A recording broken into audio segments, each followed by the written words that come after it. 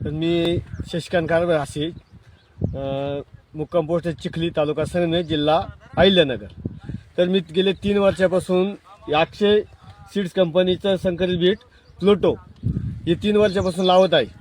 तर ते एकदम गोलाकार आणि मार्केटला चालणारे बीट आहे आणि खाण्यात सुद्धा चवीट आणि गोड पण आहे आणि 55 ते 60 दिवसामध्ये ते काढणीस येते.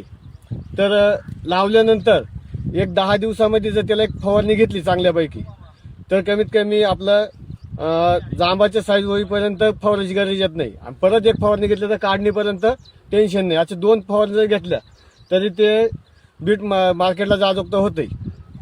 तर फक्त त्याचा पाला फक्त लाल पडू द्यायचा नाही. फवारणीला त्याला बुरशीनाशक 2 बुरशीनाशक गेलेच पाहिजेत.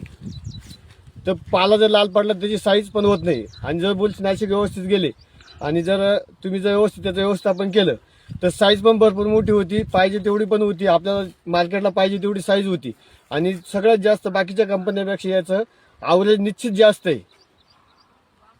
ओके.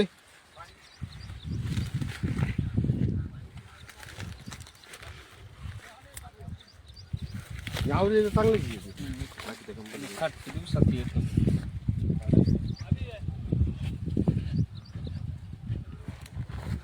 कसं घ्यायचं